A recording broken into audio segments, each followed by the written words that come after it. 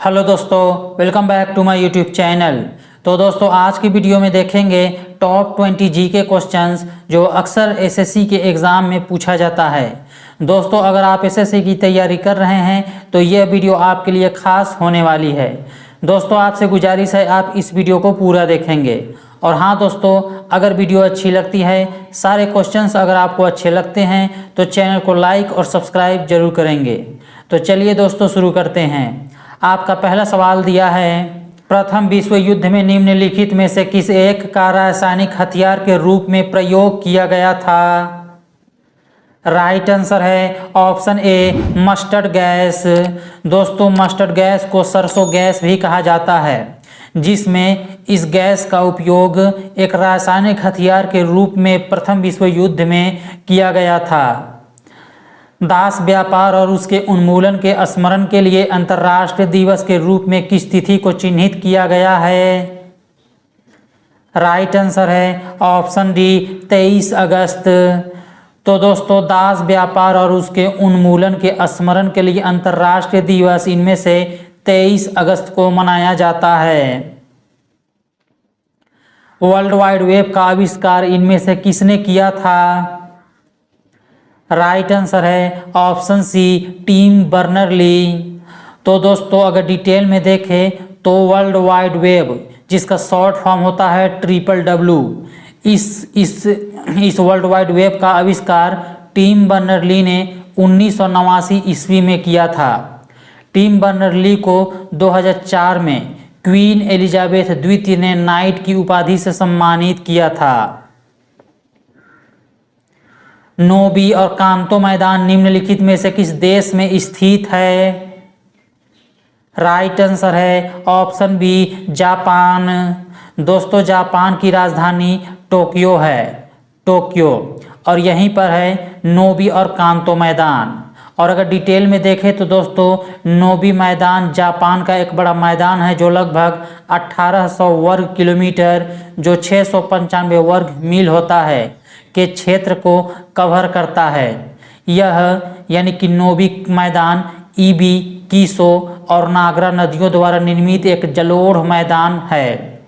Kanto मैदान जो है ये जापान में सबसे व्यापक तराई है जो केंद्रीय होन्शू में स्थित है और राजधानी शहर टोक्यो कांतो मैदान में ही स्थित है। प्राचीन भारत की निम्नलिखित लिपियों में से कौन सी एक दाएं से बाएं लिखी गई थी? राइट आंसर है ऑप्शन डी खरोष्ठी लिपि। दोस्तों खरोष्ठी लिपि जो है ये प्राचीन भारत की लिपि है जो दाएं से बाएं लिखी जाती थी, जैसे कि उर्दू लिखते हैं दोस्तों, ये इधर दाएं से बाएं लिखते हैं दोस्तों, इधर से इधर आप जाते हुए जाएंगे, इसी को बोल रहा है दाएं से बाएं लिखे जाना। इसे इंडो बैक्ट्रियन लिपि के रूप में भी जाना जाता था। भारत सरकार की वास्तविक कार्यपालिका इनमें से किसके पास है?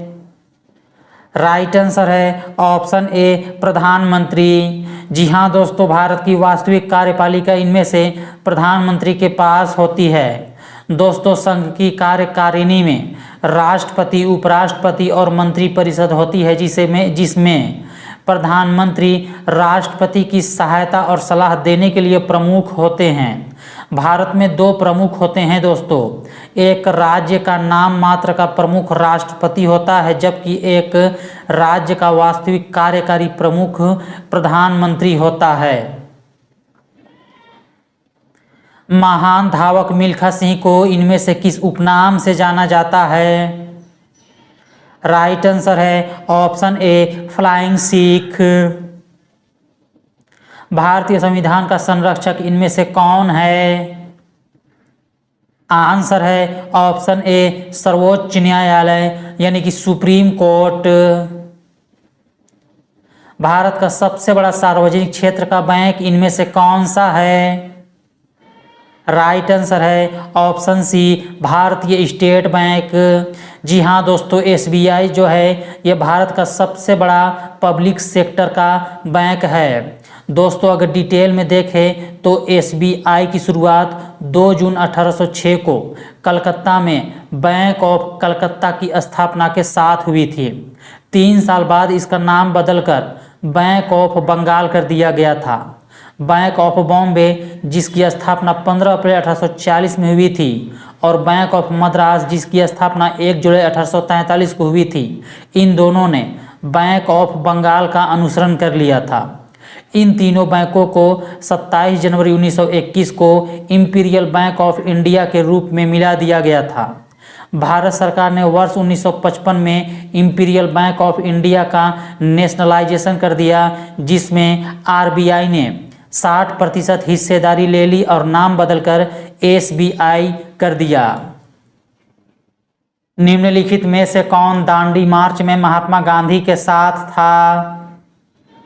राइट आंसर है ऑप्शन बी, वेब मिलर। दोस्तों, अगर डिटेल में देखें तो वेब मिलर एक अमेरिकी पत्रकार था।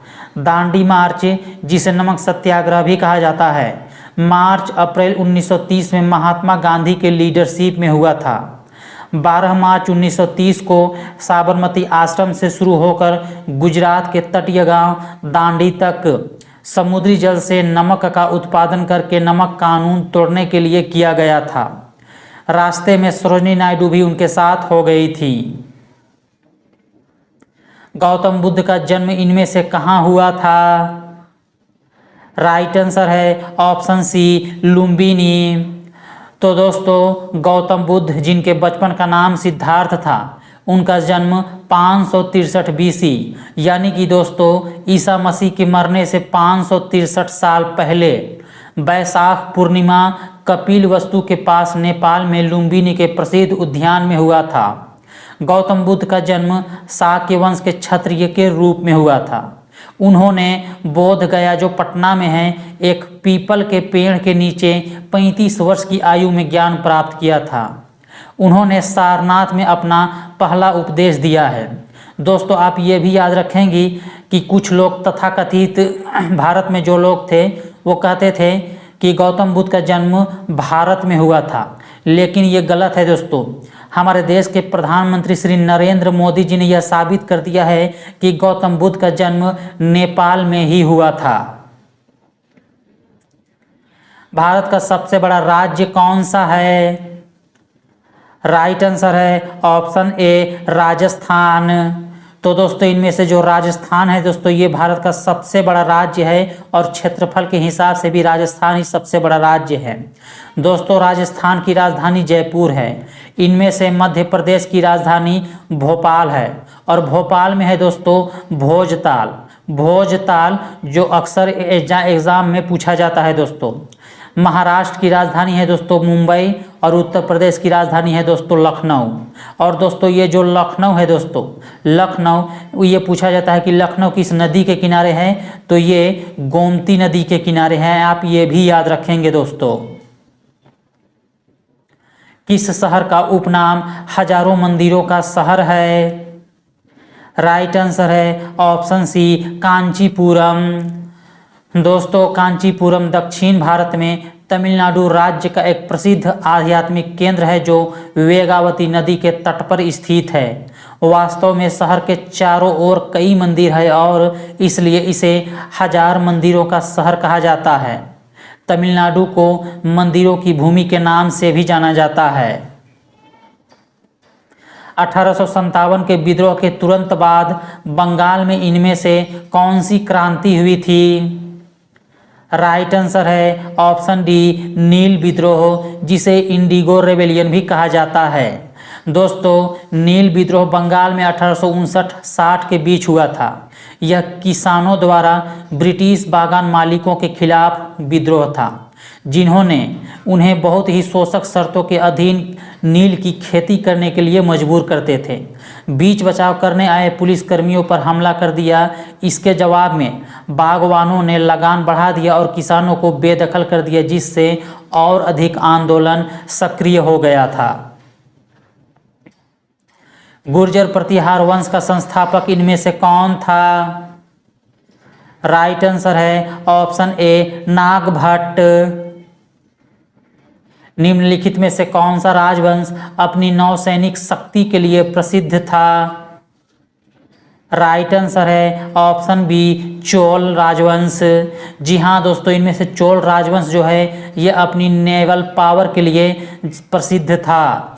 दोस्तों चोल वंश दक्षिण भारत का एक तमिल साम्राज्य था जो दुनिया के इतिहास में सबसे लंबे समय तक शासन करने वाले राजवंशों में से एक हुआ था। नौसेना के दम पर सुपर पावर बनने वाला चोल राजवंश था। राजराजा प्रथम जिसका शासनकाल था 950 ईस्वी से 1014 ईस्वी के तहत दक्षिण एशिया में चोल प्रदेश मालदीव से लेकर आंध्र प्रदेश में गोदावरी नदी के किनारे तक फैला हुआ था।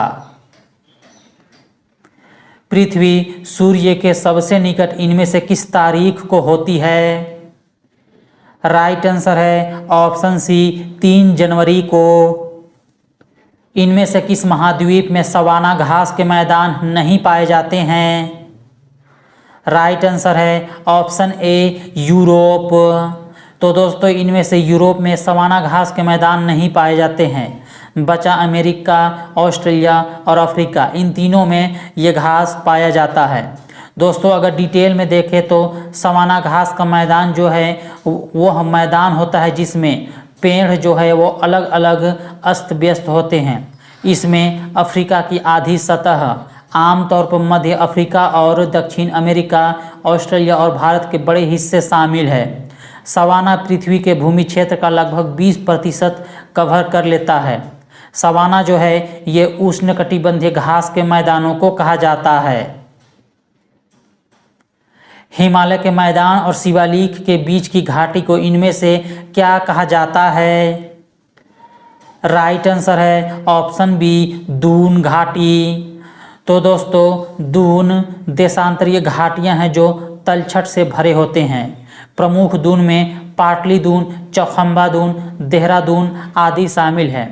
शिवालिक की पहाड़ियां बाहरी हिमालय की एक पर्वत श्रृंखला होती है और इन्हें चूरिया की पहाड़ियों के नाम से भी जाना जाता है। संविधान सभा का प्रथम अधिवेशन कब हुआ था? राइट आंसर है ऑप्शन सी 9 दिसंबर 1946 को। तो दोस्तों संविधान सभा की पहली बैठक 9 दिसंबर 1946 को नई दिल्ली में संविधान हॉल में हुआ था, जिसे अब संसद भवन के सेंट्रल हॉल के नाम से जाना जाता है। इसका मुख्य उद्देश्य था भारत के लिए एक संविधान का मसौदा तैयार करना। पहले दिन की बैठक में 207 सदस्यों ने भाग लिया था। 1946 की कैबिनेट मिशन योजना के तहत संविधान सभा के लिए चुनाव किए गए थे। हालांकि शुरुआत में 389 सदस्य थे, लेकिन देश के बंटवारे के बाद यह संख्या घटकर 299 हो गई थी। 299 ब्रिटिश भारतीय प्रांतों से थे और 70 रियासतों से थे। तो दोस्तों आज की हमारी वीडियो यहीं पर ख़त्म होती है। दोस्तों मिलते हैं दोस्तों नेक्स्ट वीडियो में, तब तक के लिए गुड लक।